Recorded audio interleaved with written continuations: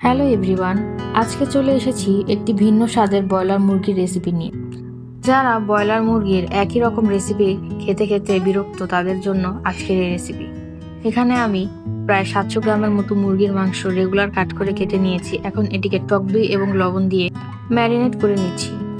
এটাকে আমি প্রায় আধা ঘন্টা সময়ের জন্য ম্যারিনেট করে রাখবো এবং এই আধা ঘন্টা সময় আমি এই রান্নার বাকি উপকরণগুলো প্রস্তুত করতে থাকবো।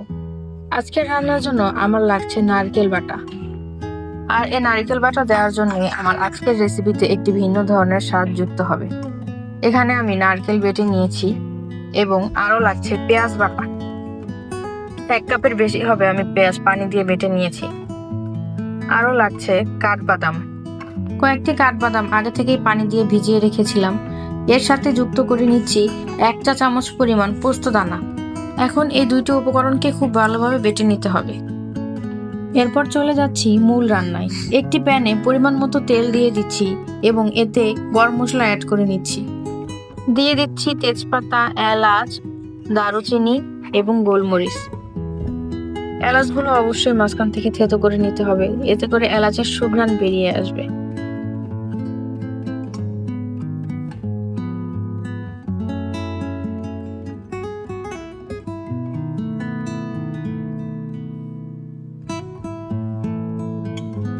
এরপর অ্যাড করে দিচ্ছি পেঁয়াজ কুচি। পেঁয়াজটা যখন গোল্ডেন হয়ে আসবে তখন অ্যাড করে দিব পেঁয়াজ বাটা।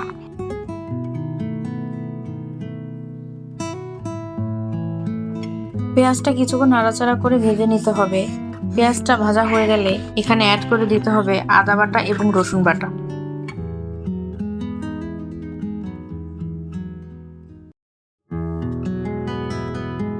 আমি এখানে 1 টেবিল চামচ পরিমাণ আদা বাটা এবং 1 টেবিল চামচ পরিমাণ রসুন বাটা দিয়ে দিচ্ছি। আদা রসুনগুলো কিছুক্ষণ ভালোভাবে ভেজে নিতে হবে।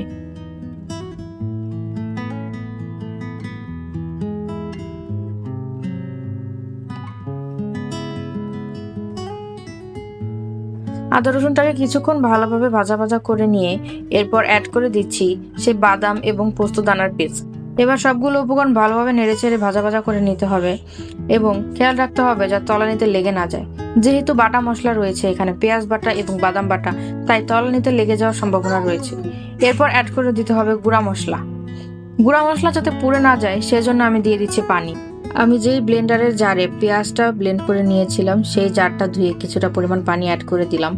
এরপর অ্যাড করে দিচ্ছি হলুদ এবং মরিচের গুঁড়া। এখানে 1 চা চামচ পরিমাণ হলুদ এবং প্রায় 1 টেবিল চামচের মতো হবে মরিচের গুঁড়া ব্যবহার করেছি এবং ধনিয়া ও জিরার গুঁড়া দিয়ে দিচ্ছি। যেহেতু চিকেনের সাথে লবণ রয়েছে তাই এখানে আমি আর এক্সট্রা করে কোনো লবণ অ্যাড করছি না। এখন এই গুঁড়া মশলাগুলোকে খুব ভালোভাবে কষিয়ে নিতে হবে। আর এই কষানোটা যত ভালো হবে রান্নাটাও কিন্তু ততটাই মজার হবে।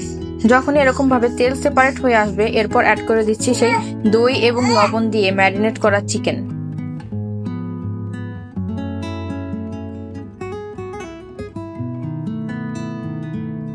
চিকেনের সাথে মশলাটা খুব ভালোভাবে মিশিয়ে নিতে হবে। প্রায় 5 থেকে 7 মিনিট সময়ের জন্য আমি চিকেনটাকে ভালোভাবে কষিয়ে নিয়েছি।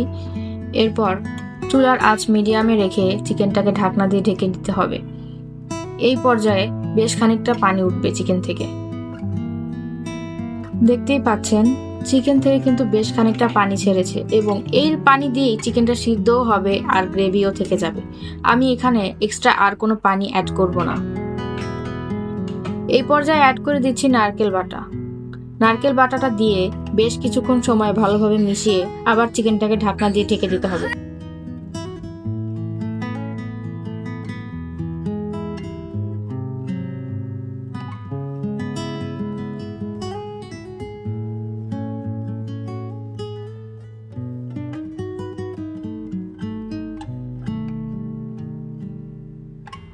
আমার চিকেন রান্না কিন্তু অলমোস্ট কমপ্লিট।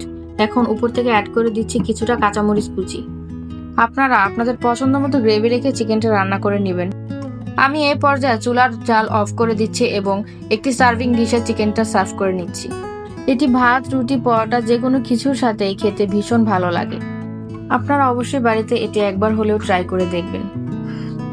ভিডিওটি ভালো লাগলে একটি লাইক দিয়ে পাশে থাকবেন এবং রেসিপিটি কেমন লেগেছে অবশ্যই কমেন্টস করে জানাবেন। ধন্যবাদ।